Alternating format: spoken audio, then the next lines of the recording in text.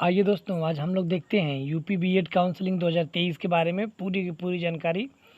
किस तरह से काउंसलिंग होगी, कितनी फ़ीस लगेगी, कब से कब तक कौन सा राउंड काउंसलिंग चलेगी, क्या क्या लग रहा है, क्या अपलोड करना है, किस तरह का प्रोसेस है, पूरी इसके बारे में हम लोग जानकारी लेंगे। आइए देखते हैं क्या देखना है।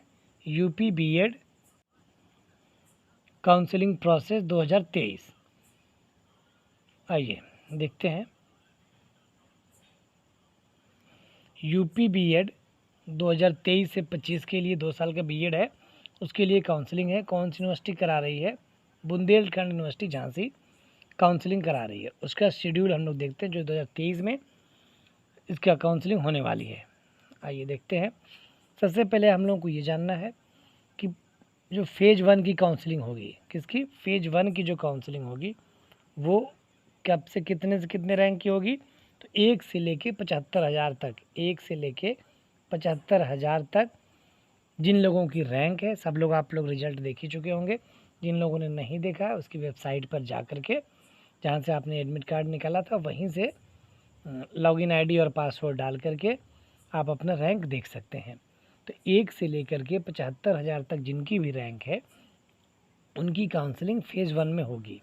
अब आइए देखते हैं इसका क्या शेड्यूल है, किस डेट को होगी। तो यहाँ देखिए, सबसे पहले मंथ लिखा हुआ है, फिर है डेट, फिर डे, फिर फेज़ 1 की काउंसलिंग है, सब लिखा हुआ आपको दिख रहा है।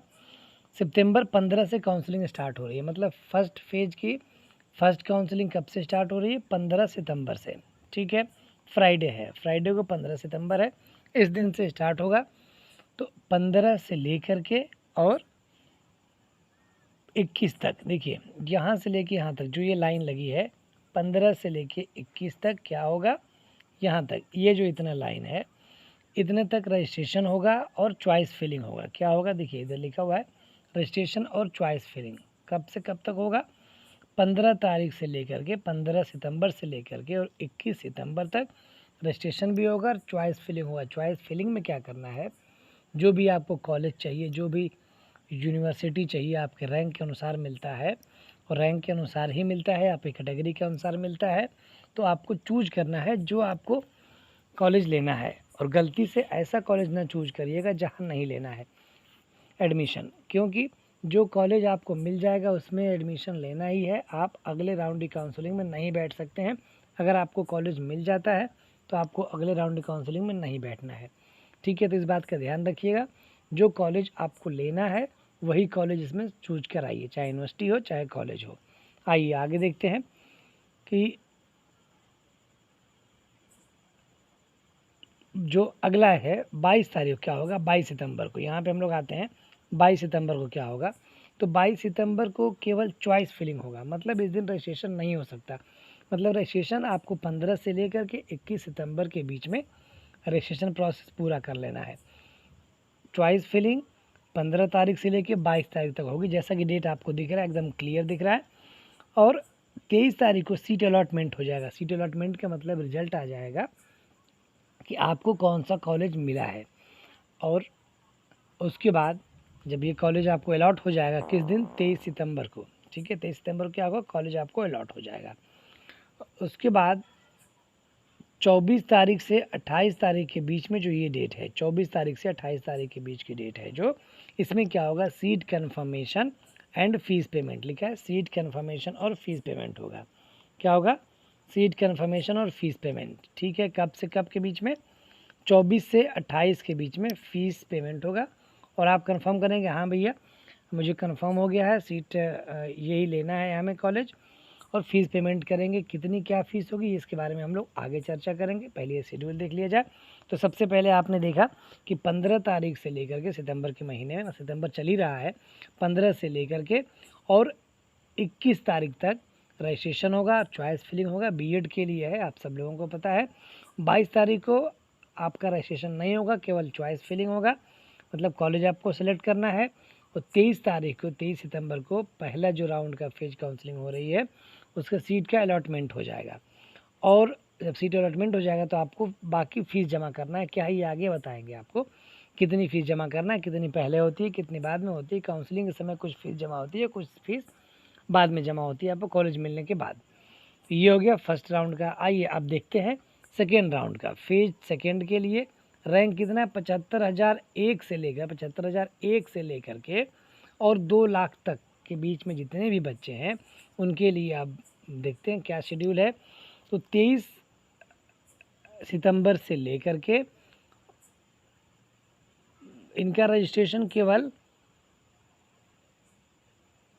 23 सितंबर को रजिस्ट्रेशन क्या दिखा रहा है इनका रजिस्ट्रेशन और चॉइस फिलिंग पूरा कहाँ तक होगा 1 अक्टूबर तक होगा। देखिए यहाँ से यहाँ तक ये क्या होगा, ये पूरा का पूरा चॉइस फिलिंग होगा और रजिस्ट्रेशन होगा। रजिस्ट्रेशन और चॉइस फिलिंग कब से कब तक होगा, तो 23 सितंबर से और 1 अक्टूबर तक चॉइस फिलिंग भी होगा और रजिस्ट्रेशन भी होगा। और 2 अक्टूबर को देखिए जैसे उसमें था फर्स्ट राउंड में वैसे इसमें भी है। 2 अक्टूबर को क्या होगा, केवल चॉइस फिलिंग होगा, केवल चॉइस फिलिंग कर सकते हैं। और 3 अक्टूबर को क्या होगा, सीट के अलॉटमेंट हो जाएगा। प्रोसेस वैसे ही है, डेट उतनी ही टाइम इसमें मिल रहा है, बस डेट अलग हो जा रही है। तो 3 अक्टूबर को क्या होगा, अलॉटमेंट होगा। और 4 अक्टूबर से लेकर के और 9 अक्टूबर तक आप क्या करेंगे, फ़ीस का पेमेंट करेंगे और सीट का कन्फर्मेशन करेंगे कि हाँ हमने ये सीट लेनी है, हमने फ़ीस पेमेंट कर दिया है, अब आपका एडमिशन हो जाएगा। ठीक है, ये हो गया फ़ेज़ 2 के लिए आपने देखा। आगे बढ़ते हैं, अब फ़ेज़ 3 के लिए देखते हैं। रैंक 2,01,000 से लेकर के लास्ट तक, जहाँ तक अंतिम रैंक है उसमें आपके रैंक में लिखा होगा, रैंक कार्ड में, you are eligible for counselling, आप काउंसलिंग के लिए एलिजिबल हैं। तो जितने लोग एलिजिबल हैं काउंसलिंग के लिए वो लोग यहाँ पर काउंसलिंग करा सकते हैं। अब देखते हैं फेज़ 3 वाला है, वो अक्टूबर महीने की 3 तारीख से रजिस्ट्रेशन स्टार्ट होगा। 3 तारीख को केवल रजिस्ट्रेशन होगा और 4 से 9 के बीच में, देखिए 4 से 9 के बीच में किस महीने में, अक्टूबर में क्या होगा, रजिस्ट्रेशन भी होगा और चॉइस फिलिंग होगा। ठीक है, तो रजिस्ट्रेशन और चॉइस फिलिंग आपको 4 तारीख से लेकर के 9 तारीख तक अक्टूबर में करना है। 3 तारीख को केवल रजिस्ट्रेशन होगा, बाकी चॉइस फिलिंग 4 से 9 तक होगा। ये 3rd राउंड की काउंसलिंग के लिए है। और 10 तारीख को केवल चॉइस फिलिंग होगा, जैसे कि यहाँ देख रहे हैं आप। और 11 तारीख को अलॉटमेंट आएगा, रिजल्ट आपका कि कौन कौन सा आपका कॉलेज मिला। 12 तारीख से लेकर 16 तारीख तक आपको फ़ीस पे करना है और सीट कन्फर्मेशन करना है, कौन से आपको कौन सा कॉलेज मिला है, कितना आपको फ़ीस जमा करना है, पूरा फ़ीस जमा करके आप कन्फर्मेशन अपना ले लेंगे। ठीक है, ये हो गया 3rd राउंड के लिए।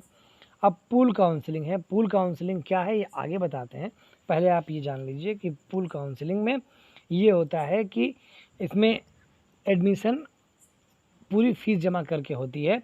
तो इसके लिए क्या है कि 17 तारीख से लेकर के 21 तारीख तक कोई काउंसलिंग नहीं होगी।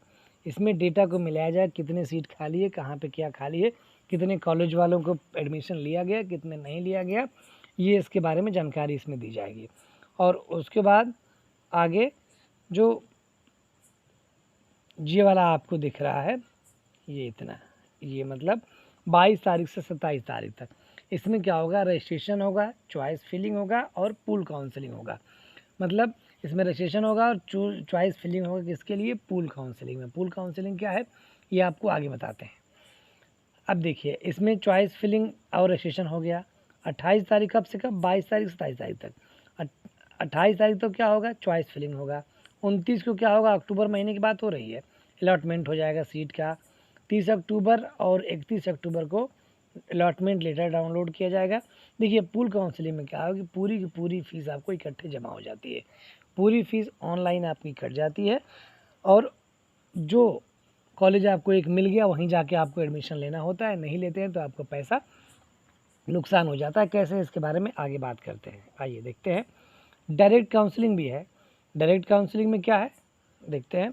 डायरेक्ट काउंसलिंग आपकी कब से कब तक है, तो 1, 2, 3 नवंबर को डेटा का कलेक्शन किया जाएगा, रिकाउंसिलेशन किया जाएगा, कितना डेटा फीड किया जाएगा, कितने बच्चों ने एडमिशन लिया, कितना बाकी है, किस कॉलेज में क्या है, इसलिए उन लोगों ने 3 दिन का टाइम लिया है। और आगे 4 तारीख से लेकर के और 9 तारीख तक ये एडमिशन होगा, सीधा कॉलेज में एडमिशन होगा। इसलिए कि इस बार बच्चे कम होंगे, क्योंकि बीएड को प्राइमरी से बाहर कर दिया गया तो बच्चे कम हो गए, इसलिए कॉलेज वालों को ये कहा गया है कि आप लोग डायरेक्ट एडमिशन भी ले सकते हैं, क्योंकि बच्चे कम रहेंगे। अब बच्चे कम रहेंगे और जहाँ लेना चाहेंगे, जैसे मान लीजिए आपके घर के नज़दीक कोई कॉलेज हो, अगर वहाँ आपको मिल रहा है तो आप भी चाहेंगे हाँ भाई चलो बगल के हमारे कॉलेज है उसमें एडमिशन ले लें। अगर सीट खाली है तो आप डायरेक्ट जाके उसमें एडमिशन ले सकते हैं। ठीक है, ये हो गया डायरेक्ट एडमिशन। तो अब काउंसलिंग की गाइडलाइन हम लोग जानते हैं। अब तक तो ये था काउंसलिंग का शेड्यूल, कब से कब तक काउंसलिंग होनी है। अब देखते हैं गाइडलाइंस, बहुत ही ध्यान से देखिएगा। और जिन लोगों को भी बीएड में काउंसलिंग करना है उनको भी ये वीडियो भेज दीजिएगा, क्योंकि बहुत ही इम्पोर्टेंट ये पॉइंट्स हैं। क्योंकि एक साल आपका नुकसान होगा, पैसा भी नुकसान हो सकता है। और पैसा इसमें कितना लगता है आपको आगे बताते हैं। ये पूरा पैसा आपको नुकसान हो जाएगा अगर वीडियो नहीं देखेंगे और गलती हो जाएगी। इससे बढ़िया वीडियो देख लो भैया। और ये नहीं है कि हमारी ये वीडियो देखिए, कोई वीडियो देखिए, मतलब कुल मिला के आप काउंसलिंग में कोई गलती नहीं होना चाहिए। और ऐसे भी साइबर कैफे से कराइएगा जिनको थोड़ा नॉलेज हो, नहीं तो एक साल आपका नुकसान हो जाएगा। आइए देखते हैं कि ये जो बीएड का प्रवेश परीक्षा है ये कौन करा रहा है। बुंदेलखंड यूनिवर्सिटी करा रही है। हम लोग क्या देखने जा रहे हैं, काउंसलिंग दिशा निर्देश, काउंसलिंग के गाइडलाइंस हम लोग देखने जा रहे हैं। ठीक है, आइए देखते हैं पॉइंट नंबर 1 क्या है। पूरा का पूरा जो गाइडलाइंस बुंदेलखंड यूनिवर्सिटी ने अपने वेबसाइट पे अपलोड किया है वहीं से कॉपी पेस्ट किया गया, कहीं भी एक्स्ट्रा नहीं लिखा गया, जिससे कि कहीं कोई दिक्कत ना हो, कहीं कोई मिस्टेक ना हो। और जो भी है वहीं गाइडलाइंस है, बस आपको समझाने के लिए वीडियो बनाया गया है जिससे कि आप लोगों को कोई दिक्कत ना हो। आइए देखते हैं। केवल वही अभ्यर्थी जिन्हें बीएड जेई 2023-25 की वरीयता सूची में रैंक आवंटित किया गया है काउंसलिंग में प्रतिभाग करने के लिए पात्र हैं। बीएड 2023 ऑनलाइन काउंसलिंग के लिए कार्यक्रम बाद में घोषित किया जाएगा। विस्तृत काउंसलिंग कार्यक्रम बुंदेलखंड विश्वविद्यालय झांसी की वेबसाइट पर प्रदर्शित कर दिया गया है। कहने का मतलब ये है कि जिनके पास स्कोर कार्ड है, जिन लोगों ने एग्ज़ाम दिया था सबको स्कोर कार्ड मिला है, उस पर लिखा है कि you are eligible for counselling. जिनके काउंसलिंग के लिए एलिजिबल हैं उन्हीं के लिए, वही लोग केवल इस काउंसलिंग में भाग ले सकते हैं। ठीक है, अब अगला पॉइंट देखते हैं। काउंसलिंग चक्र मतलब काउंसलिंग के राउंड क्या क्या है इसके बारे में हम लोग देखते हैं। काउंसलिंग के राउंड में है, पहला है मुख्य काउंसलिंग, दूसरा है पूल काउंसलिंग, तीसरा है सीधा काउंसलिंग और चौथा है अल्पसंख्यक सीटों पर सीधा प्रवेश। क्या है इसके बारे में हम लोग आगे देखेंगे, आगे जानेंगे। ठीक है, मुख्य काउंसलिंग, मेन काउंसलिंग आप लोग जानिए। मेन काउंसलिंग इंपॉर्टेंट है भाई। एडमिशन लेना है तो पाँचों राउंड आपको देखना ही पड़ेगा, किसी ने इसमें नहीं तो उसमें। लेकिन आप कोशिश करिए कि पहले ही राउंड में आपका एडमिशन हो जाए, क्योंकि पहले राउंड में आपको मनमाना कॉलेज मिल जाता है। नहीं तो फिर धीरे धीरे सीट बढ़ती जाती है, फिर दूर आपको जाना पड़ेगा। उससे बढ़िया है कि आप पहले राउंड में ही बढ़िया से करिए, ठीक ठाक से अपना लिस्ट बना लीजिए कॉलेज का, जितनी आपकी रैंक है उसके अनुसार। और किसी ऐसे साइबर कैफे से जाकर कराइए जहाँ से आपका काउंसलिंग में कोई मिस्टेक ना हो, कोई गलती ना हो, जिससे कि आपका एक साल पीछे ना हो जाए। आइए देखते हैं काउंसलिंग में भाग लेने के लिए आवश्यकताएं क्या क्या ऐसी चीज़ें हैं जो काउंसलिंग में आपको भाग लेना पड़ेगा। क्या क्या लेके जाएंगे, क्या क्या रखेंगे, देखिए क्या क्या क्या हो सकता है। पहला, शुल्क की वापसी के लिए बैंक खाता का विवरण। मतलब एक ये प्रावधान है कि शुल्क आपकी वापसी हो सकती है, इसके लिए आपको बैंक खाता का विवरण चाहिए। वह खाता केवल अभ्यर्थी या उसके माता पिता के नाम से होना चाहिए। बहुत इंपॉर्टेंट पॉइंट है कि जो खाता है केवल अभ्यर्थी के नाम से होगा, या तो उनके माता के नाम से या तो उनके पिता के नाम से। कोशिश यही करिए कि पूरी की पूरी स्पेलिंग सब कुछ सही हो, आईएफएससी कोड लिखा हो आपके पासबुक पर, स्कैन होकर लगेगी। आगे हम लोग देखेंगे। मतलब क्या है कि आप लोग इस बात को समझिए कि आगे भी आएगा, अभी हम आपको बता देते हैं यहीं पे कि जो काउंसलिंग होगी इसमें फ़ीस जमा होती है 5,000 प्लस 750 रुपये। ठीक है, तो जो 750 रुपये ये वाली है ये काउंसलिंग फ़ीस होती है, ये आपको वापस नहीं मिलती है। पहले ये डीडी बन के होती थी, 500 रुपये 250 रुपये था पहले, बहुत पहले। अब ये ऑनलाइन होती है, इसलिए 250 रुपये एक्स्ट्रा लिया जाए, मतलब 750 रुपये लिया जाता है। ये फ़ीस नॉन रिफंडेबल है। ये 750 रुपये आप अगर काउंसलिंग करा लिए हैं तो ये फ़ीस वापस नहीं होगी। लेकिन 5,000 फ़ीस किस दशा में वापस होगी, जब आप काउंसलिंग कराए हैं, कोई कॉलेज नहीं मिला तो आपको 5,000 फ़ीस वापस हो जाएगी। अगर कोई कॉलेज मिल गया तो उस कॉलेज के नाम 5,000 रुपये चला जाएगा। मतलब ये आपकी एडवांस फ़ीस रहेगी। आपको काउंसलिंग के समय कितने रुपए देना है, तो स्टार्टिंग में 5,000 प्लस 750 मतलब 5,750 रुपये आपको देना है। किसको, काउंसलिंग के लिए ऑनलाइन पे करना है। ठीक है, बुंदेलखंड विश्वविद्यालय को। अब देखते हैं जब आप ऑनलाइन काउंसलिंग में देंगे इनको, ऑनलाइन काउंसलिंग कराएंगे तो इतनी फ़ीस कटेगी आपकी। और जो फ़ीस कटेगी कोशिश यही करिए कि आप अपने अकाउंट से करिए, अपने एटीएम से करिए, अगर क्यूआर कोड का ऑप्शन है तो क्यूआर कोड से करिए, जिससे कि साइबर कैफ़े वालों को दिक्कत ना हो, ना आपको दिक्कत हो। साइबर कैफ़े वालों को क्या दिक्कत होगी, पेमेंट ज़्यादा करना पड़ेगा। कोई सोचिए कि 7,000 का अगर पेमेंट कराएगा, 750 सॉरी 5,750 का, तो वो आपसे जो 250 रुपये एक्स्ट्रा ले लेंगे, 200-250 रुपये एक्स्ट्रा ले लेंगे। वैसे काउंसलिंग की फ़ीस हमें लगता है कि 50 से 100 रुपये लेना चाहिए, और आप एक अपने अकाउंट से कटाइए पैसा, क्योंकि कैफ़े वाले अगर अपने अकाउंट से कटाएंगे 5,750 रुपये की, तो 150 रुपये से 250 रुपये, 200 रुपये, 300 रुपये ऐसे ले सकते हैं। तो आप कोशिश करिए कि अपने अकाउंट से कटा दीजिए पैसा, और बाकी काउंसलिंग कैफ़े वाले कर देंगे, जो भी अपना चार्ज लेना वो ले लेंगे, ठीक है। तो यहाँ पॉइंट हम लोग क्या देखें कि शुल्क वापसी के लिए वही बताया जो 5,000 रुपये ये वाला है, ये वाले फीस आपको वापस आती है अगर आपको कोई कॉलेज नहीं मिलता है तो, ठीक है। तो इसके लिए आपको बैंक खाता चाहिए। बैंक खाता किसके नाम से होना चाहिए, तो आपके नाम से, या तो आपके माता के नाम से, या तो आपके पिताजी के नाम से। बाकी और 3 छोड़ के चौथे लोग किसी के नाम से होगा तो वो मान्य नहीं होगा, ठीक है। आगे देखते हैं ये पॉइंट। यदि अभ्यर्थी को सीट आवंटित नहीं हो पाती है तो पहली काउंसलिंग में अभ्यर्थी द्वारा भुगतान की गई अग्रिम फीस या पूल काउंसलिंग में पूर्ण कॉलेज शुल्क की वापसी इस खाते में की जाएगी। मतलब यही है कि जो हमने बताया आपको अभी, कि वही जो 5,000 फीस आप जमा करेंगे वो फीस आपको वापस आ जाएगी, इसी खाते में आएगी, ठीक है। आइए देखते हैं अगला पॉइंट। अभ्यर्थी को सलाह दी जाती है कि वे फीस वापसी हेतु अपने जनधन खाते का विवरण कदापि न दे, क्योंकि क्रेडिट सीमा के कारण ऐसे खाते में शुल्क वापसी संभव नहीं है। मतलब ये है कि आप सोच लीजिए, अगर जनधन खाता आपके पास है तो जनधन खाता आपको नहीं देना है। क्यों? क्योंकि पूल काउंसलिंग में, आपको नहीं पता होगा, आगे हम बताएंगे, पूल काउंसलिंग में आपकी 51,250 रुपये प्लस 750 रुपये, 52,000 की फ़ीस पेमेंट करनी होती है। अगर आपको कोई कॉलेज नहीं मिलता है पूल काउंसलिंग में तो 51,250 रुपये आपके अकाउंट में आएगा। अगर जनधन खाता है, या जनधन खाता है जैसे लिखा हुआ है इसमें, अगर जनधन खाता है तो उसमें पैसा आने में दिक्कत होगी, इसलिए आप इस तरह का जनधन खाता नहीं देंगे। आइए आगे देखते हैं पॉइंट में क्या है। अब इसमें है कि अभ्यर्थी को निम्न विवरण देना है। क्या क्या देना है? खाता संख्या, मतलब आपको अकाउंट नंबर आपको रेडी रखना है, ठीक है। खातेदार का नाम, किसके नाम से अकाउंट है। आईएफएससी कोड, आईएफएससी कोड में जैसे हम एसबीआई का लेते हैं SBIN, इसके बाद जो ये 5वां लेटर होता है यहाँ पे, ये 5वां लेटर ये हमेशा 0 होता है, इस बात का आप ध्यान रखिएगा। लोग कहते हैं O है कि 0 है, तो जो 5वां लेटर होता है वो हमेशा 0 होता है, किसी भी बैंक का हो। उसके बाद जो भी होगा 2698 जो भी होगा, इस तरह से, ठीक है। तो इस तरह से कभी कैफ़े में फॉर्म भरवाइए तो उनको भी बताइए कि जो 5वां लेटर है वो क्या है, 0 है। जैसे यूबीआई का है, यूनियन बैंक का रहेगा, तो उनका क्या रहेगा, यूनियन बैंक का रहेगा तो UBIN 0, ये 0 रहेगा हमेशा। बैंक का बड़ौदा का रहेगा तो क्या रहेगा, BARB 0, ये हमेशा 5वां लेटर 0 रहेगा, इसके बाद जो भी रहेगा वो रहेगा, ठीक है।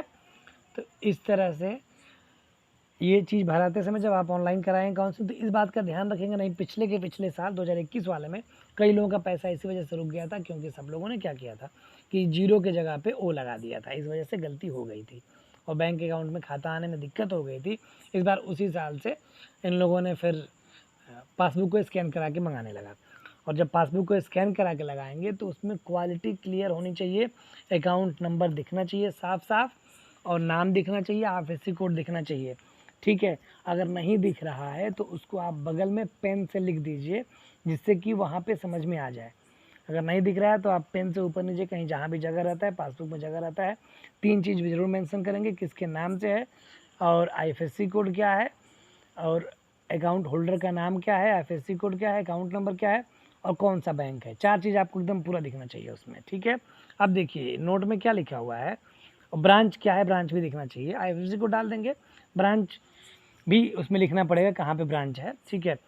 नोट में लिखा हुआ है कि जो पासबुक है उसकी जो फ्रंट पेज है, जिसमें आईएफएससी, जिसमें डिटेल मिलती है, जहाँ पे आईएफएससी कोड, खातेदार का नाम, बैंक का नाम, शाखा लिखा होता है, खाता संख्या लिखा होता है, वो वाली पेज आपको क्या करना है, स्कैन कराना है, या तो चेकबुक है कैंसिल चेक लगाइए, या तो ये लगा के आप पासबुक का फ्रंट पेज लगाएंगे, जिससे कि कोई दिक्कत ना हो, तो आपका पैसा जल्दी आ जाए। अगर कॉलेज नहीं मिलता है तो अगर आप बीएड करना चाहते हैं तो कोशिश यही करिए कि आपको कोई ना कोई कॉलेज मिल जाए, पैसा वापस आने का झंझट ही न रहे, क्योंकि भाई 1 साल आपका नुकसान होगा। 1 साल का मतलब आप समझ रहे होंगे कि लगभग 2.5 लाख बच्चे आपसे आगे हो जाएंगे, 2.5 लाख बीएड के, 2.5 लाख बीडीसी के, तो इतने बच्चे आपके आगे हो जाएंगे। ठीक है, आइए देखते हैं अगला। परीक्षा 2023 में बैठने वाले अभ्यर्थियों के लिए क्या है, जो अभ्यर्थी 2023 में पात्रता परीक्षा में सम्मिलित हुए हैं उन्हें काउंसलिंग पंजीकरण के समय अपनी पात्रता परीक्षा की अंक तालिका की स्कैन कॉपी अपलोड करना अनिवार्य है। कहने का मतलब ये है कि जो लोग जो अभी हाल ही में 2023 में अपियरिंग था, सिंपल सी बात समझिए, जो इसमें लिखा है पूरा हिंदी में लिखा है तो दिक्कत होगी आपको समझने में। ऐसे समझ लीजिए कि जिनका अपियरिंग था इस साल, वो लोग अभी अपियरिंग में कुछ अपलोड नहीं किए थे डॉक्यूमेंट, उनको अपना डॉक्यूमेंट अपलोड करना है। डॉक्यूमेंट में क्या अपलोड करना है, मार्कशीट लास्ट ईयर वाली अपलोड करना है। जैसे बीए कर रहे हैं, अपियरिंग था, आपने बीएड का फॉर्म डाल दिया, लेकिन पास अब हुए हैं, रिजल्ट अब आया है, तो अब क्या करेंगे आप, उसकी जो मार्कशीट आपको मिल गई है उसको अपलोड करा देना, ओरिजिनल अपलोड करा देना है।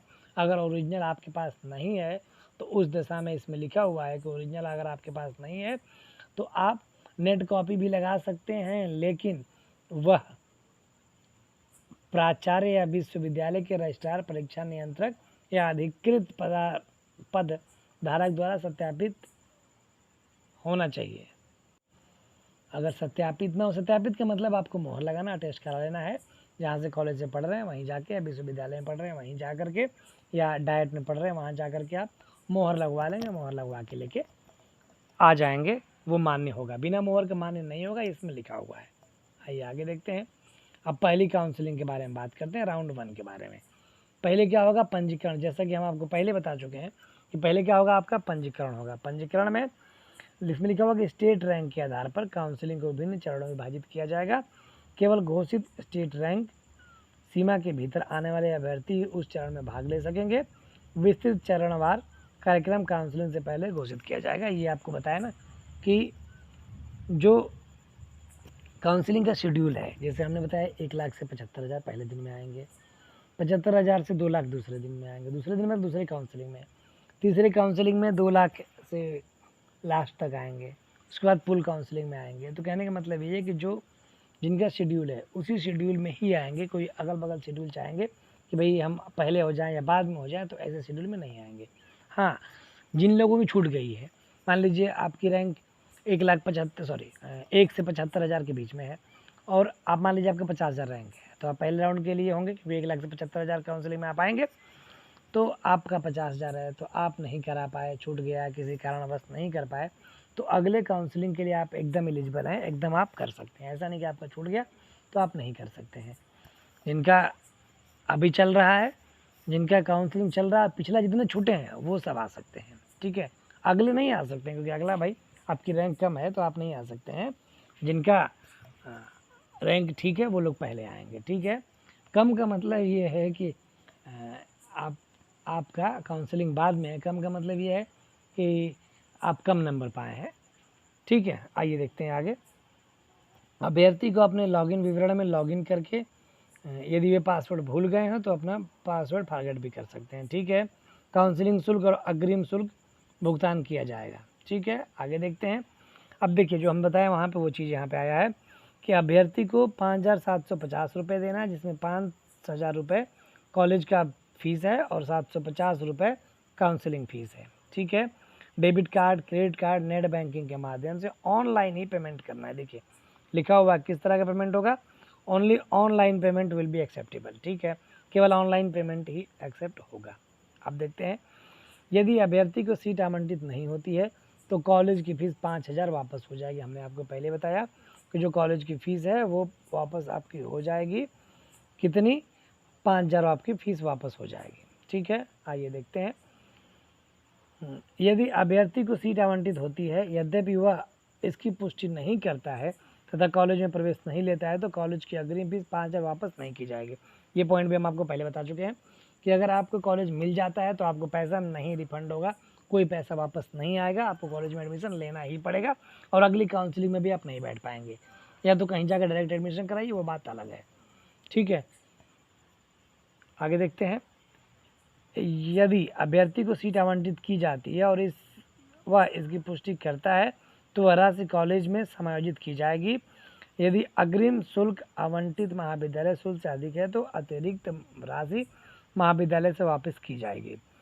अच्छा, इसका मतलब क्या है? इसका मतलब ये है कि मान लीजिए आपने 5,000 फीस, आपके कॉलेज फीस है, हमने बताया, इसमें लिखा भी है, और जैसे सरकारी कॉलेज मिल गया, सरकारी कॉलेज की फ़ीस किसी की ऐसी भी है कि 2,500 फीस है, ठीक है, और आपने कम जमा कितना किया? 5,000, तो 2,500 क्या हुआ? 2,500 आपकी फ़ीस अधिक जमा हो गई। तो अब जैसे ही कॉलेज में जाएंगे तो जो प्रोसेस है, प्रोसेस के अंतर्गत कुछ दिनों बाद आपकी जो 2,500 एक्स्ट्रा फीस लगी है वो वापस कर दी जाएगी। अगर आपकी रैंक 10,000 से कम है तो गवर्नमेंट चांस मिलने के पूरे चांसेज हैं, और उससे अधिक है क्योंकि लगभग 10,000 सीट है, मोटा मोटी मान लीजिए 10,000 सीट है गवर्नमेंट कॉलेज के, तो 10,000 सीट आप 10,000 के अंदर हैं तो आप आराम से कराइए अपना काउंसलिंग गवर्नमेंट कॉलेज के लिए। ठीक है, आइए देखते हैं। काउंसलिंग फ़ीस 750 रुपये नॉन रिफंडेबल है, हमको आपको पहले बता चुके हैं कि 750 रुपये आपकी फ़ीस नॉन रिफंडेबल है। अगर आपने काउंसलिंग करा लिया तो ये आपका 750 रुपये चला गया। ठीक है, तो अगर एडमिशन लेना होगा सोच समझ के करिएगा, माँ बाप का पैसा नुकसान नहीं करना है। आइए देखते हैं। केवल पंजीकृत अभ्यर्थी विकल्प भर सकेंगे। हाँ भैया, चॉइस भरना है, और भाई जो पंजीकृत कराएंगे मतलब इसके लिए रजिस्ट्रेशन अलग से कराना है। पहले बताया तो पहले रजिस्ट्रेशन कराना है, चॉइस फिलिंग होगी, फिर रिजल्ट आएगा, फिर आपको फीस जमा करना है। 4 स्टेप है, चारों स्टेप के लिए चारों स्टेप का अपना क्रम है। जब तक पहला नहीं होगा दूसरा नहीं होगा, दूसरा नहीं होगा तीसरा नहीं होगा, तीसरा नहीं करेंगे चौथा नहीं होगा। तो सबका अपना अपना स्टेप बना हुआ है, सब स्टेप आपको फॉलो करेंगे तभी आपका पूरा काउंसलिंग में एलिजिबल हो पाएंगे, काउंसलिंग हो पाएगा आपका। ठीक है, अगला देखते हैं। चॉइस फिलिंग से पहले अभ्यर्थी को निम्नलिखित विवरण का सत्यापित करना है। चॉइस फिलिंग करेंगे उससे पहले क्या क्या आपको ध्यान में रखना है, आइए देखते हैं। कि कृपया बीएड महाविद्यालयों में प्रवेश हेतु यदि अभ्यर्थी के पास स्नातक के तीनों वर्षों में संस्कृत है तो अभ्यर्थी को हाँ का चयन करना है। उसमें एक ऑप्शन है, इस बात को ध्यान रखिएगा, अगर आपने बीएड तीनों वर्ष किया है तो हाँ को हाँ, उसमें पूछता है कि आपने संस्कृत पढ़ा है कि नहीं, तो हाँ या नहीं करना है। पिछले साल मैक्सिमम ऐसा हुआ था कि कई कॉलेज वाले थे वो हाँ ना कुछ नहीं कहे थे, और वो सब लोगों ने बिना पूछे ना कह दिया था, सब लोगों ने बिना पूछे ना कर दिया था। कई लोगों ने बहुत लोगों ने हाँ कर दिया था, बिना पूछे अपने आप कर दिए थे, उन लोगों का वो गलत हो गया था, फिर कॉलेज में एफिडेविट लगाना पड़ा, बहुत दिक्कत हुई थी। तो इस बात का ध्यान रखिएगा, अगर आपने ग्रेजुएशन में तीनों साल संस्कृत पढ़ा है तो हाँ कहना है, नहीं तो नहीं कहना है। ठीक है, इसलिए तो ये वीडियो बनाया जा रहा है ताकि आपको कोई दिक्कत परेशानी ना हो, पूरी की पूरी पॉइंट इसमें सब कुछ समझा दिया जाए। आइए देखते हैं अगला पॉइंट। अभ्यर्थी द्वारा ऑनलाइन आवेदन पत्र में भरे अपने लिंक को गलत होने की स्थिति में सही कराने का विकल्प डिफ़ॉल्ट रूप से यह उस विकल्प पर सेट होता है जिन्हें ऑनलाइन आवेदन पत्र में भरा है। ठीक है, जैसे किसी का मेल की जगह फीमेल हो गया तो इसको आप करेक्शन कर सकते हैं, एक बार का मौका इसमें दिया गया है, ऐसा लिखा हुआ है। ठीक है, आगे देखते हैं। काउंसलिंग के लिए पंजीकृत अभ्यर्थियों को पसंद के अनुसार अपना विकल्प भरने होंगे। जैसे बताया हमने आपको कि जो कॉलेज आप चाहते हैं वो अपना भर सकते हैं, कोई इसमें दिक्कत नहीं है कि कौन सा कॉलेज भर सकते हैं कौन सा नहीं भर सकते हैं। हाँ, लेकिन आपके जो रैंक है, रैंक के अनुसार ही आपको कॉलेज मिलेगा। आइए देखते हैं आगे। अभ्यर्थी जितने चाहें उतने विकल्प दे सकते हैं, मतलब कोई बाउंडेशन नहीं है कि 2 देना है, 4 देना है, 10 देना है, 15 देना है, 20 देना है, जितने आप देना है 2, 20, 50, 100, 200, 500, आप जितने कॉलेज आपको दिख रहे हैं, जितने कॉलेज आप चाहते हैं उतने कॉलेज आप दे सकते हैं। हाँ, कॉलेज कैफ़े वाले हैं, जितने आप का कॉलेज का चॉइस फिलिंग अधिक करेंगे उतने आपको पैसा कॉलेज वाले अधिक लेंगे भाई, क्योंकि उतना टाइम लगेगा तो कॉलेज वाले पैसा अधिक लेंगे। तो इस बात का ध्यान रखिएगा, अगर 3 कॉलेज कराएंगे तो पैसा कम, 30 कॉलेज कराएंगे तो और पैसा ज़्यादा, 50 कॉलेज कराएंगे तो कैफे वाले और पैसा ज़्यादा लेंगे, 100 कॉलेज कराएंगे तो और पैसा ज़्यादा लेंगे, 200 कॉलेज कराएंगे तो और पैसा ज़्यादा लेंगे। तो अपने हिसाब से करा लीजिएगा, थोड़ा बहुत पैसा ही लगे, कम से कम ये ना रहे कि एक साल आपका नुकसान हो। आइए देखते हैं। अभ्यर्थी को सलाह दी जाती है कि वे आवंटन में अस्वीकृत से बचने के लिए अधिकतम विकल्प भर। देखिए अब ये बता रहे थे ना कि आपको क्या करना है, अधिकतम विकल्प भर दीजिए। अरे यही होगा ना कि 100-200 रुपये कैफे वाले एक्स्ट्रा लेंगे, आपका 1 साल बर्बाद तो नहीं होगा, मनचाहा कॉलेज तो आपको मिल जाएगा।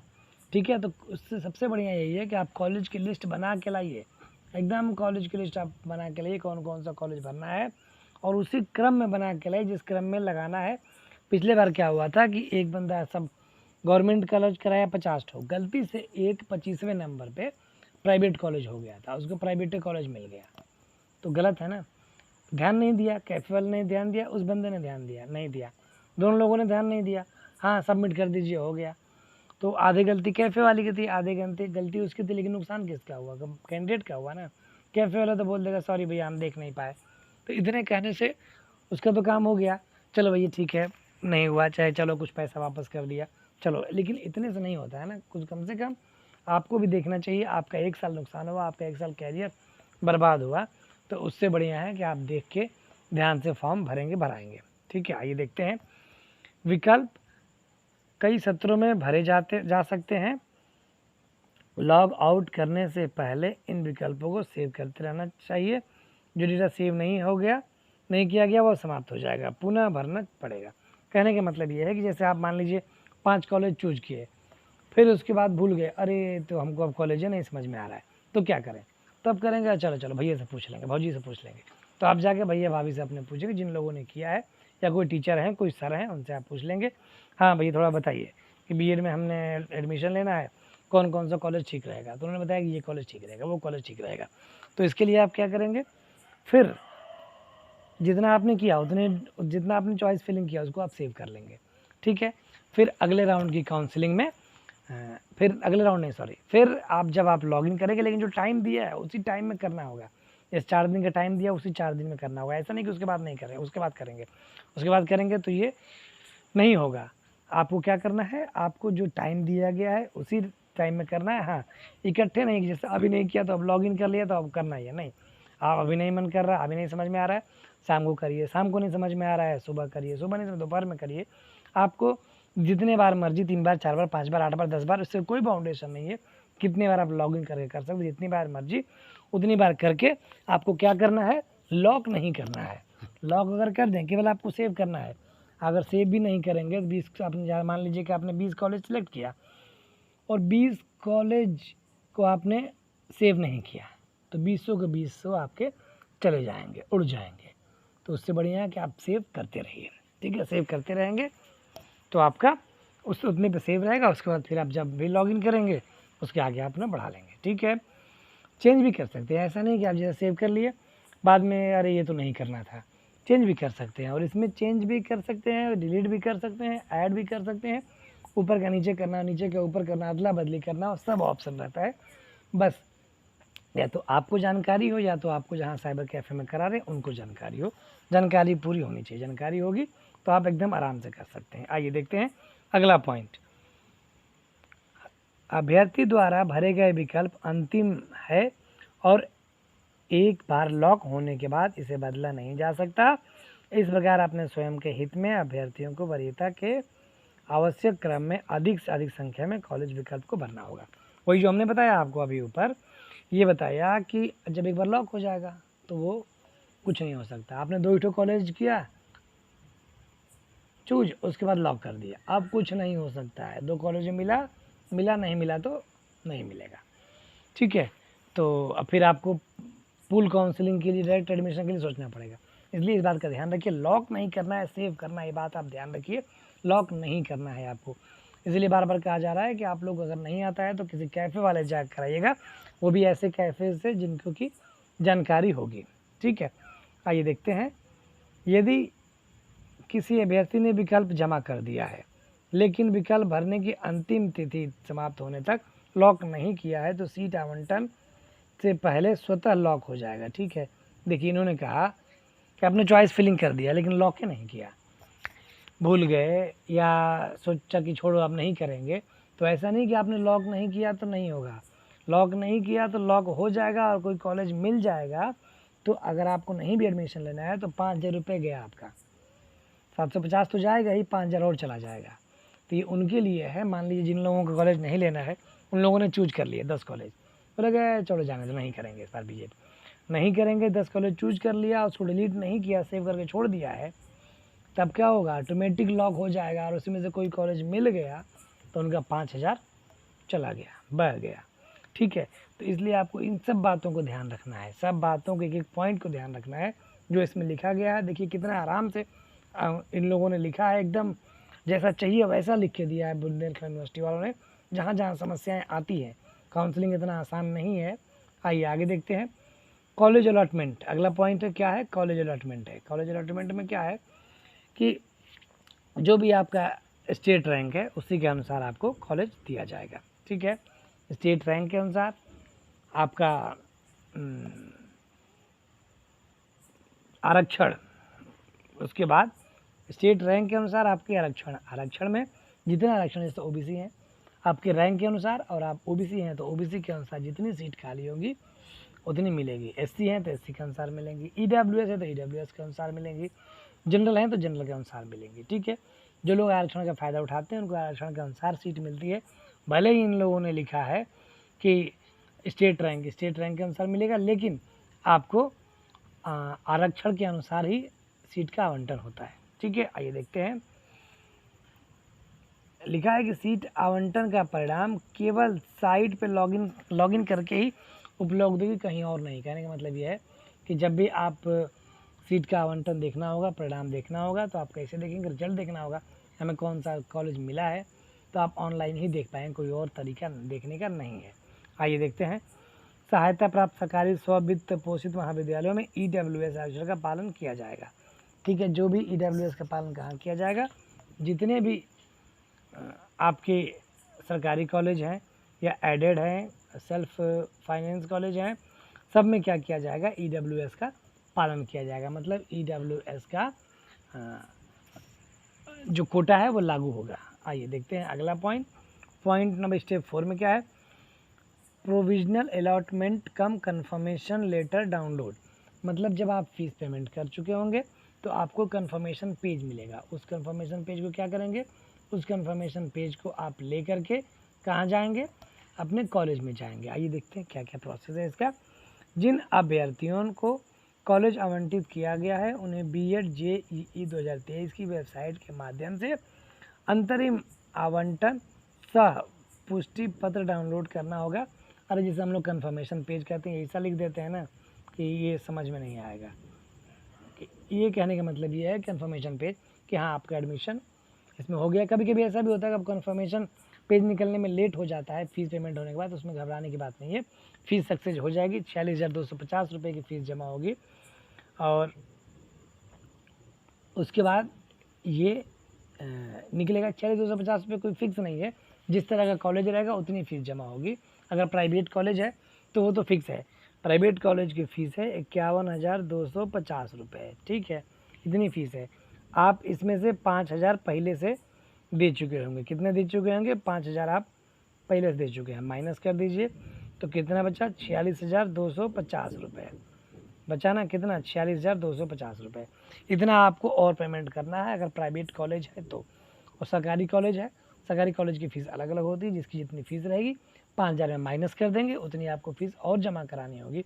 या अगर कोई ऐसा कॉलेज होगा, यूनिवर्सिटी मिल जाएगी, या कोई ऐसा गवर्नमेंट कॉलेज होगा जिसकी फ़ीस मान लीजिए उसकी फ़ीस 1,500 है और आपने जमा किया है 5,000, तो आप वो कॉलेज में जाएंगे, आप वहाँ पे कुछ दिनों बाद जो प्रोसेस होगा उसको फॉलो करके जो आपको 3,500 रुपये बढ़ रहा है वो आपको वापस मिल जाएगा, जिस भी माध्यम से मिले, लेकिन वो आपको मिल जाएगा। ठीक है, आइए देखते हैं अगला पॉइंट। ये पढ़िए। यदि कॉलेज शुल्क अग्रिम कॉलेज शुल्क से अधिक है तो अभ्यर्थियों को अंतिम आवंटन सह पुष्टि पत्र डाउनलोड करने से पहले कॉलेज आवंटन के 3 दिन के भीतर शेष राशि का भुगतान करना होगा। लो भैया, कितने दिन में करना है, ये चीज़ लिखा हुआ है कि आपको 3 दिन के अंदर फीस पेमेंट कर लेना है। मतलब कि आपके पास पहले तो आप कितनी पैसा दे चुके हैं, 5,000 दे चुके हैं और 750 रुपये आप काउंसलिंग फ़ीस दे चुके हैं और इसके बाद 46,250 रुपये अपने पास रेडी रखेंगे। अगर आप प्राइवेट कॉलेज में एडमिशन लेने को सोचते हैं, रैंक आपकी अधिक रैंक आई है तो आपको 46,250 रुपये और जमा करना है। मतलब ये मान के चलिए कि आपको कितनी फ़ीस देनी है? 51,250 रुपये प्लस 750 रुपये, मतलब कुल मिला के मान लीजिए 52,000 रुपये, मोटा मोटी मानिए 52,000 रुपये आपको रखना पड़ेगा। और एक बात और बता दें कि कॉलेज वाले अब जब एडमिशन लेने जाएंगे तो कोई कॉलेज वाले 500 रुपये से लेके 1,000 रुपये तक आपसे एडमिशन फ़ीस चार्ज अपना ले लेते हैं। वो अपने लिए लेते हैं कि आप गए हैं एडमिशन लेने के लिए तो कुछ आप चार्ज दीजिए, तो वो फ़ीस भी आप रखे रहिएगा, वो फ़ीस आप ध्यान में रखिएगा। तो वहाँ कॉलेज में लेके जाना है, नहीं मांगेंगे, आप कोशिश करिए कि ना देना रहे। लेकिन अगर मान लीजिए लेके जाइएगा, अगर वो नहीं मांग लेंगे, आप नहीं लेके जाएंगे तो दिक्कत होगी। तो 500 से 1,000 रुपये आप लेके जाइएगा। बाकी नहीं मांगते हैं मत दीजिए, लेकिन अगर नहीं लेके जाएंगे थोड़ा आपको परेशानी का सामना करना पड़ सकता है। ठीक है, आइए देखते हैं, अगला देखते हैं पॉइंट।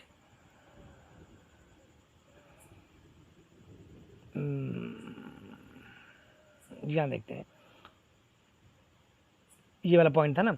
यदि कॉलेज शुल्क अग्रिम कॉलेज शुल्क से कम है तो वह अंतरिम आवंटन संपुष्टि पत्र को डाउनलोड कर सकते हैं। अतिरिक्त शुल्क की राशि कॉलेज द्वारा अभ्यर्थी को वापस कर, जैसे हम पहले बता चुके हैं कि अगर फीस आपने 5,000 जमा किया है, वो उसकी कॉलेज की फ़ीस कम है, अगर सरकारी कॉलेज है तो आपको कॉलेज में वापस कर दिया जाएगा।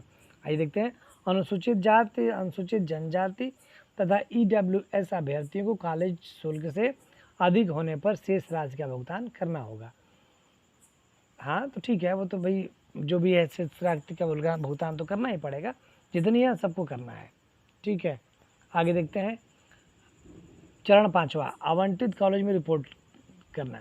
भाई आपको रिपोर्ट किया जाना, रिपोर्ट तो करेंगे ही। रिपोर्ट करने का मतलब आप जाके कॉलेज में अपना विजिट करेंगे, अपना एडमिशन लेंगे। लो भैया हम आ गए हैं, हमारा एडमिशन हो गया है, हम अब आपके यहाँ के विद्यार्थी हैं, 2 साल हम आपके यहाँ पढ़ेंगे रहेंगे और आपके छात्र हैं, तो उसके लिए आप कॉलेज जाएंगे। अब कॉलेज जाएंगे तो क्या क्या लेके जाना है, कुछ तो कुछ लेके जाएंगे। क्या लेके जाएंगे, आइए इसके बारे में बात करते हैं। आपको पहले बताया जा चुका है कि इस वीडियो में पूरा का पूरा कोशिश किया गया है कि सब कुछ इस वीडियो में बता दिया जाए। आप वीडियो को ध्यान से पढ़ लीजिए, देख लीजिए, ताकि कोई दिक्कत परेशानी ना हो। आइए देखते हैं क्या है। अभ्यर्थी को आवंटन की तारीख से 3 दिनों के भीतर सभी मूल दस्तावेजों के साथ काउंसलिंग का जो कन्फर्मेशन लेटर होगा उसके साथ कॉलेज में रिपोर्ट करना है। आवंटित महाविद्यालय प्रचार द्वारा अभ्यर्थी के मूल दस्तावेजों का भौतिक सत्यापन किया जाएगा।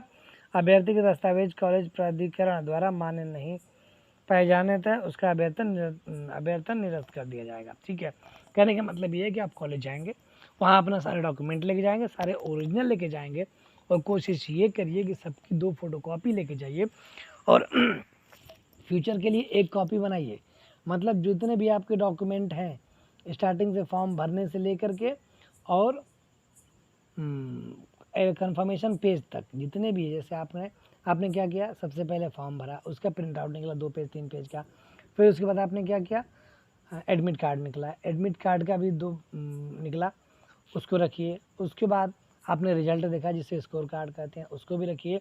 उसके बाद आपने क्या किया, काउंसलिंग कराया 5,750 रुपये की, उसकी फ़ीस को रखिए।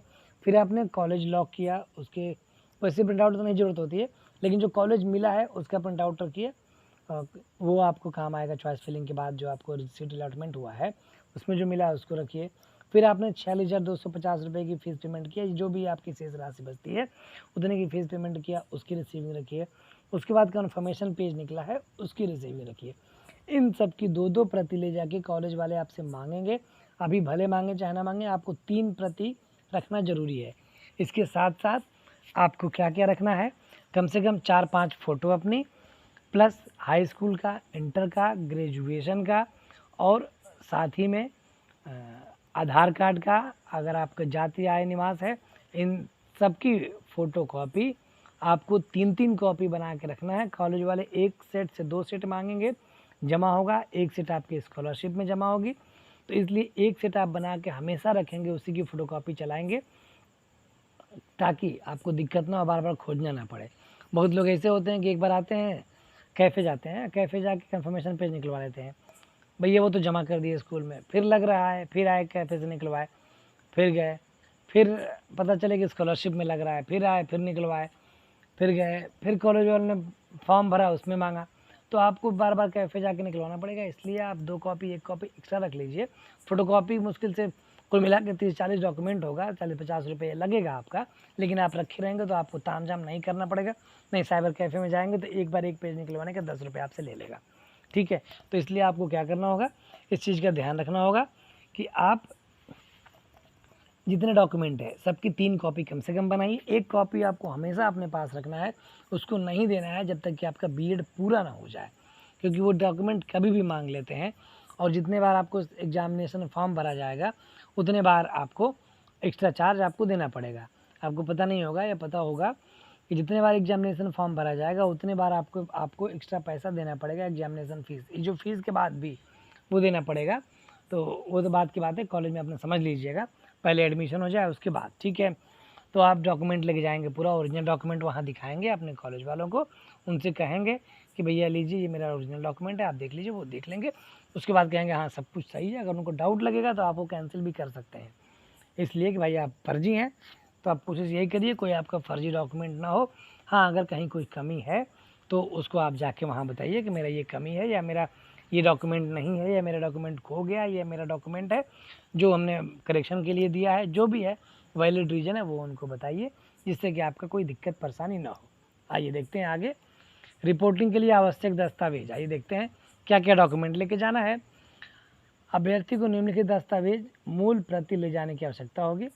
बुंदेलखंड विश्वविद्यालय झांसी वेबसाइट से और जो वही है कन्फर्मेशन पेज, वो लेके जाना है। और copy of application form, admit card, score card, JBED का लेके जाना है, 10 का लेके जाना है। मार्कशीट, क्वालिफाइंग, देखिए जो हमने बताया सेम यहाँ लिखा हुआ है कि इन लोगों ने क्या लिखा है कि 10 का लेके जाना है, 12 का लेके जाना है, ग्रेजुएशन का जितने भी आपने पढ़ाई किया वो सब लेके जाना है। साथ में आपको जो फॉर्म भरे हैं उसको लेके जाना है, एडमिट कार्ड लेके जाना है, स्कोर कार्ड लेके जाना है, ये सब लेके जाना है। काउंसलिंग का जो आपने कराया कन्फर्मेशन पेज जितना, ये सब लेके जाना है आपको, ठीक है। आगे देखते हैं, निर्धारित प्रारूप में मूल रूप से श्रेणी, उप श्रेणी और वेटेज प्रमाण पत्र, जो मैंने बताया कैटेगरी जो आपका है, जैसे कोई दिव्यांगजन है तो दिव्यांगजन का सर्टिफिकेट लगा होगा, उन लोगों ने लगाया होगा तो उसको लेके जाना है। किसी ने लगा दिया EWS तो EWS को लेके जाना है। किसी ने OBC लगाया, किसी ने SC ST लगाया, वो लेके जाना है। किसी ने NCC लगाया है, वेटेज लिया है 10 नंबर 15 नंबर का, तो उसको लेके जाना है। जो लगाए हैं डॉक्यूमेंट आप स्टार्टिंग में कि जो आप आरक्षण लिए हैं उन सब का डॉक्यूमेंट को ले जाके वेरिफिकेशन कराना है, ठीक है। और एक आपको original ID proof issued by government, मतलब आपको आधार कार्ड लेके जाना है, एक कोई भी ID ले जा सकते हैं, जैसे हमने आधार कार्ड बताया। अभ्यर्थी के पासपोर्ट आकार के 2 फोटो आप लेके जाना, बताइए 3-4-5 फोटो आप लेके जाएंगे, 2 फोटो आप वहाँ उनको दे देंगे, बाकी फ़ोटो आपसे कई बार मांगेंगे, इसलिए 5-6 फोटो अपने पास रखिए, ठीक है। सभी शुल्क प्राप्तियों की प्रति, जैसे हमने बताया जितनी भी आपने फीस पेमेंट किया स्टार्टिंग से लेके अंत तक, वो सब लेके जाना है, ठीक है। आइए आगे देखते हैं। अब चलते हैं पूल काउंसलिंग में। एक काउंसलिंग हो गई, भैया आपका एडमिशन हो गया, ये हुआ फ्रेश काउंसलिंग, मुख्य काउंसलिंग, मेन काउंसलिंग हुआ। अब चलते हैं पूल काउंसलिंग में, देखते हैं भाई जिनका एडमिशन नहीं हो पाया। अब अगले चरण में आते हैं पूल काउंसलिंग में क्या प्रोसेस है, इसकी बात को समझते हैं हम लोग। पूल काउंसलिंग ये राउंड 2 का है, ठीक है, पहला राउंड का हो गया, अब राउंड 2 में है, क्या है देखते हैं। अगर सीट खाली रहती है तो पूल काउंसलिंग से भरा जाएगा, ठीक है। सबसे पहले बात है, प्रोसेस वही है, क्या प्रोसेस है कि आपको पंजीकरण कराना है। सबसे पहले क्या करना है, पंजीकरण करना है। और लेकिन इसमें थोड़ा सा फेरबदल है पैसे का। कैसे पैसे का फेरबदल है, इससे पहले देखते हैं कौन कौन लोग इसमें पूल काउंसलिंग में एलिजिबल हो सकते हैं। जिन लोगों ने पहले राउंड में छूटा वो लोग हो सकते हैं, कि जो पहले राउंड में जिन लोगों ने कराया ही नहीं वो लोग हो सकते हैं, या जो पहले वाली काउंसलिंग में जो मुख्य काउंसलिंग है उसमें भी किए हैं तो वो लोग इसमें कर सकते हैं कि नहीं। आइए देखते हैं इसके बारे में, लिखा हुआ है इसमें। पूल काउंसलिंग के लिए केवल वही अभ्यर्थी पात्र हैं जिन्होंने पहले दौर की काउंसलिंग में भाग लिया है या उन्हें निरस्त कर दिया गया है, या राउंड 1 में कोई कॉलेज आवंटित नहीं किया गया है, या जो आवंटित सीट पर प्रवेश लेने में विफल रहते हैं। मतलब कि जिनका भी छूटा है पिछले, सबका इसमें हो सकता है, सब एडमिशन इसमें ले सकते हैं पूल काउंसलिंग में। लेकिन इसमें क्या है, फ़ीस कितनी जमा करनी होगी। देखिए इसमें कॉलेज की फ़ीस जैसे हमने बताया कि 51,250 रुपये है, ये पूरी फ़ीस जमा होगी, और प्लस 750 रुपये जमा होगी काउंसलिंग फ़ीस, मतलब टोटल आपकी कितनी हो गई 51,250, 750 रुपये। 52,000 की फ़ीस आपको जमा करना पड़ेगा इकट्ठे। कितने रुपए का? 52,000 की फ़ीस जमा करनी है। इस बात को आपको ध्यान रखना है कि 52,000 की इकट्ठे फ़ीस जमा करना है। अकाउंट में रखिएगा 52,000 रुपये, और कॉलेज कैफ़े वाले की पैसा भी अलग रखिएगा। इतनी आपकी फ़ीस जमा होगी, ठीक है। आइए थोड़ा इस पॉइंट को नज़र देखते हैं हम लोग, क्या लिखा हुआ है इस पॉइंट में कि कॉलेज की एडवांस फीस 5,000 उन्होंने पहले राउंड में भुगतान किया था, उसे वापस नहीं किया जाएगा। अच्छा, जिनको कॉलेज मिल गया था पहले राउंड में, तो वो कॉलेज की फ़ीस वापस नहीं की। तो हमने पहले बताया आपको कि जो पहले राउंड में जिनको भी काउंसलिंग हुई है, अब कॉलेज मिल गया है, उन लोगों ने एडमिशन नहीं लिया तो 5,000 रुपये गया आपका। भले ही पुल काउंसलिंग में आप बैठ सकते हैं, आप एलिजिबल हैं, आप लीजिए, आपका 5,000 रुपये डूब गया, ठीक है। आइए अगला पॉइंट देखते हैं। पूल काउंसलिंग की प्रक्रिया पहली काउंसलिंग की तरह ही है। अभ्यर्थी को पंजीकरण करना होगा, पंजीकरण शुल्क पूर्ण कॉलेज शुल्क का भुगतान करना होगा, तत्पश्चात विकल्प भरना होगा, और उसके बाद जैसे हमने बताया खाता का विवरण भरना है, जैसे पहले काउंसलिंग में था सेम वैसे ही करना है। बस इसमें यह है कि फ़ीस आपकी 51,250 रुपये और प्लस 750 रुपये, मतलब 52,000 रुपये फ़ीस आपको पहले ही जमा कर देना है। अब देखते हैं, अगर कोई कॉलेज नहीं मिलता है तो मान लीजिए आपने 52,000 रुपये दे दिया और आपने कॉलेज भरा 20 में एक भी कॉलेज नहीं मिला तो क्या करेंगे? आपकी पूरी की पूरी फीस 52,000 नहीं 51,250 वापस आ जाएगी, 750 छोड़ के, ठीक है। 750 छोड़ के आपका 52,000 में से 51,250 रुपये जो फीस है वो वापस आ जाएगी। अगर कोई कॉलेज मिल गया, आप नहीं जाना चाहते हैं तो कोई इसका प्रावधान नहीं है, आपका 51,250 रुपये गया।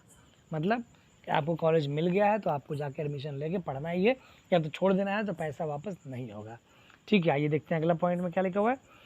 2022 में अर्हता परीक्षा में बैठने वाले अभ्यर्थी अभ्यर्था परीक्षा का परिणाम घोषित हो गया हो, उन्हें अंक भरने होंगे, और मार्कशीट वही चीज़ है कि उनको मार्कशीट अपलोड करना है, और अपलोड करने के बाद जो लास्ट ईयर वाले हैं उनको अपलोड करना ही पड़ेगा सबको, सारी काउंसलिंग में। और वही है कि 52,000 की फ़ीस जमा करना है, ठीक है। अब इसमें क्या है, चॉइस फिलिंग करना है, जैसे हमने बताया पूरा सेम टू सेम वैसे जैसे हमने चॉइस फिलिंग करना है। उसके बाद क्या होगा, आपका कॉलेज का आवंटन हो जाएगा, कॉलेज मिल जाएगा। उसके बाद क्या करना होगा, आपको फ़ीस जमा करना होगा। फ़ीस जमा करके कितनी फ़ीस जमा करना है, फ़ीस जमा ही नहीं करना है, आपको कॉलेज मिल जाएगा, और वही फ़ीस आपको पूरा पहले ही जमा कर चुके हैं, केवल कंफर्मेशन पेज मिल जाएगा, उसको आपको ले जाके बैंक में जमा करना है, ठीक है।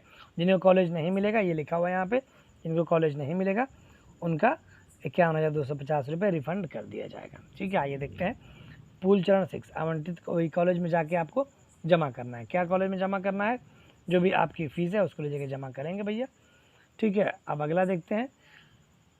अब आ गया डायरेक्ट एडमिशन। क्या आ गया, डायरेक्ट एडमिशन, ठीक है। डायरेक्ट एडमिशन में क्या है भैया, वो सब तो हो गया, काउंसलिंग की बात छोड़ो, अब डायरेक्ट चलते हैं।